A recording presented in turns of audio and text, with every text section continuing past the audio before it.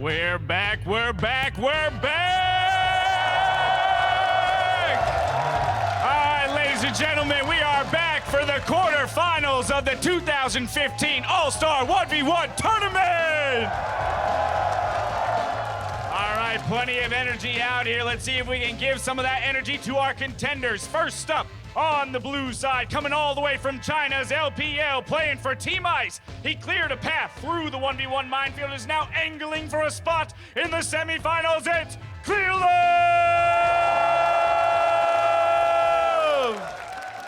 And his opponent on the red side, from the North American LCS and playing for Team Fire, it's the master of the mid lane, and he's looking to have it his way. It's Bjergsen!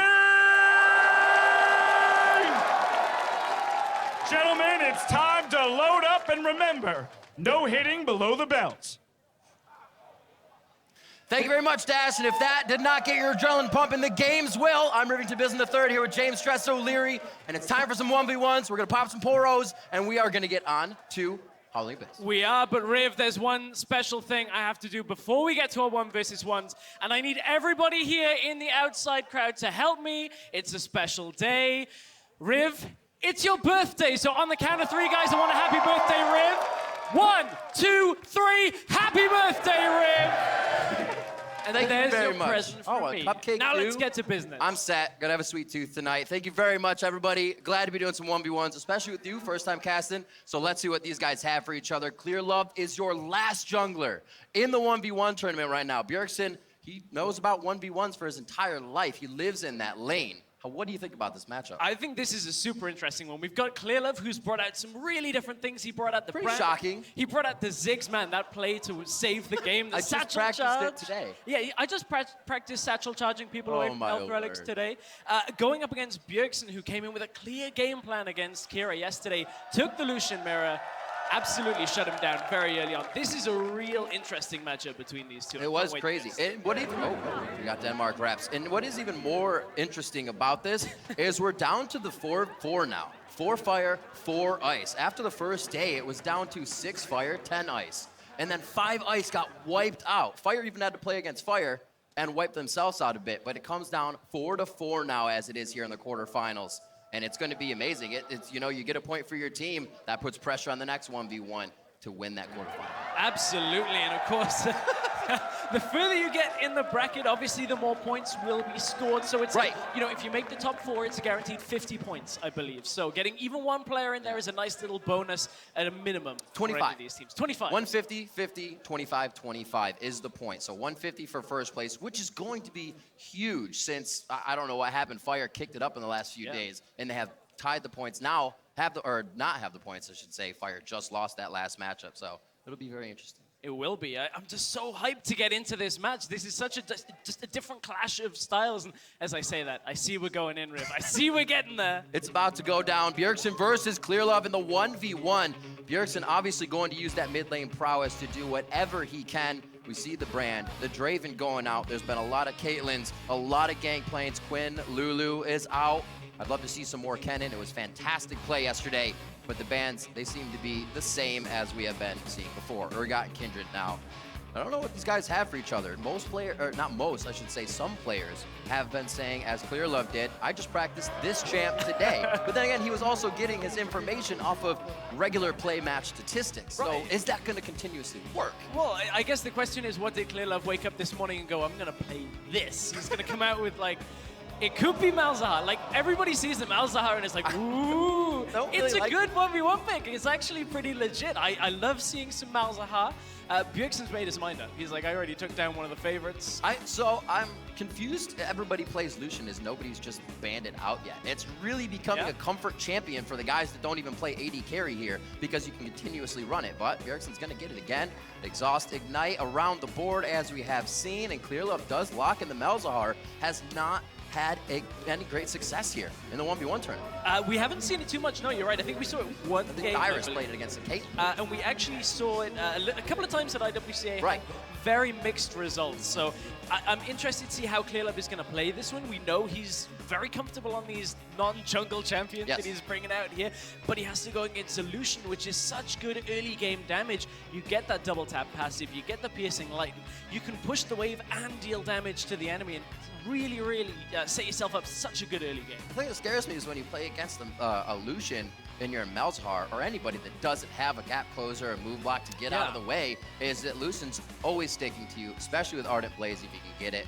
And by that point, he's not even going to worry about the minion damage because he's got you dead. However, we have seen the timing of Exhaust, being used improperly and properly, and the results are very clear in that situation. Oh yeah, I mean, when you use the Exhaust, it's been a lot against these AD carries. If they can just wait it out, take the barrier, hold on, you can be fine through the Ignite. All right, so what do we got looking at the Masteries? Some of the summoners here. We'll figure that out as we get onto the map. But Clearlove's looking to keep this run going. Bjergsen, I'm saying, I think he has the advantage coming out of the mid lane, but Clearlove has definitely that 1v1 prowess I did not expect. It'll be interesting to see how this one starts off. We've seen most matches go about 7 to 8 minutes. It's kind of intense to think that all that action is going to happen, whether it be CS or kills, because we haven't gotten turret yet here.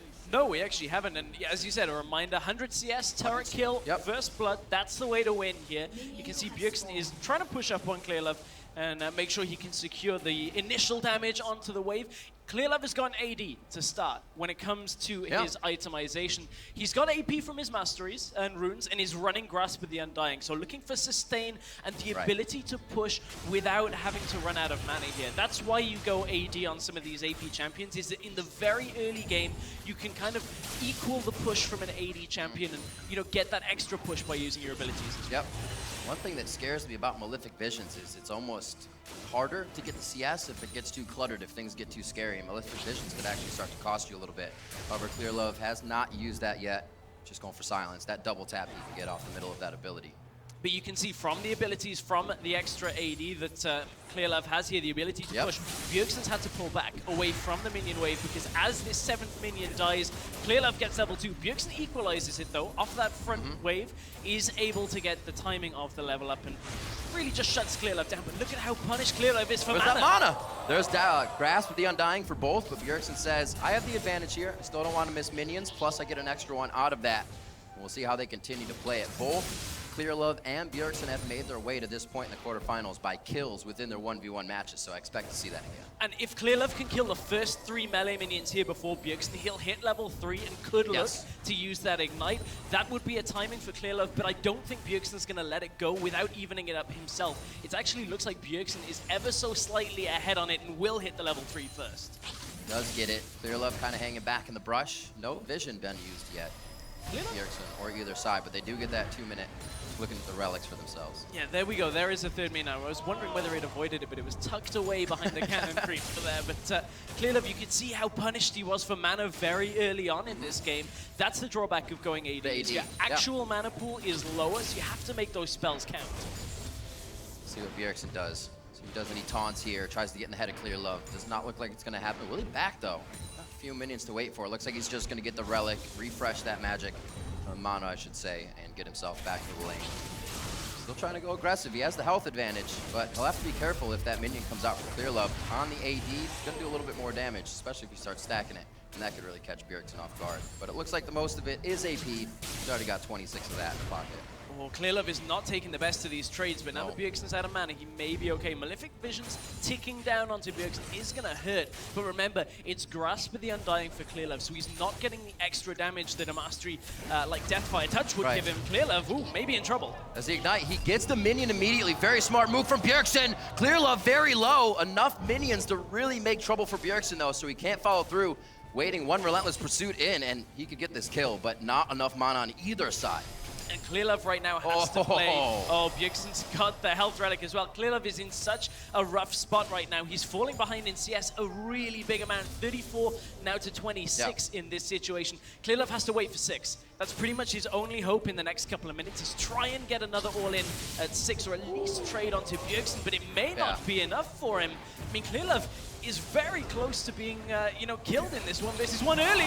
Oh! If he let the auto hit from the passive, it would have been enough, but he also would have taken more turret shots, so Bjergsen may have chosen correctly in that Ardent Blaze, but not enough mana to go into the brush. And it looks like they're both going to take the time to back here, and this is not good for Clearlove. Like you said, rough position. 41-27 at this clip. He already loses the game to Bjergsen for CS. And man, look at the item disparity. Clearlove is waiting just for the last little bit of gold to get himself the amplifying tome, but it's double Doran's double long sword into Clearlove, who was forced to go Doran's ring to get that extra mana and the extra AP from this. Yes, you would normally pick that up anyway, but it puts him a whole component item behind. Right. Bjergsen can just look to go Hexdrinker as his next back.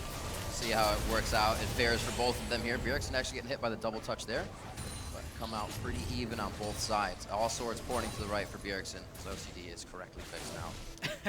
Don't have to go crazy on that. The biscuit still for both sides. They can use that for a quick pop of health. It just saved Clearlove pretty much last time as well. But it's getting closer. Bjergsen is not letting up on the CS lead right now, and he also isn't giving Clearlove kind of an option to go in on that full all. Man, Clearlove has been taking so much damage from Piercing Light this entire time, and every time Bjergsen's just trading way more effectively. The minion actually giving him another thing to light sling on, and it looks like that's going to be the ultimate. It won't be enough. The exhaust from Bjergsen first. As soon as he gets out, a few more shots. Bjergsen's going to move on to the semifinals. Bjergsen just waits out the ultimate from Malzahar. The Voidling died in front of him as he was trying. The crowd is happy at this one, and Bjergsen is in a great spot. He's now taken down some of the absolute strongest competition that's evolved over this last couple of days. Raise your pulse up. Raise your pulses. Raise them up high. Bjergsen takes that game. The home crowd on his back, carrying it all the way through. And we'll see just how this happens. The ignite, the exhaust right after this wears off. And then Clearlove's fighting a bunch of minions as well there if he stayed any longer. So he's forced to back up. No time to turn back and attack. Oh man, the Voidling tanked 2 turret shots and actually died. I wonder if the Voidling got all of its damage off there. Could Clearlove maybe have actually evened up the damage? Maybe Bjergsen wouldn't have gone all the way aggressive if that Voidling was still dealing damage, but nevertheless, that is how the cookie crumbled on that one, and Clearlove finds himself not in the victor's spot anymore. I found it interesting in that last play that the Voidling acted as counter play for Bjergsen. It walked right up, he said, oh, I have a Q target now, and you're right at the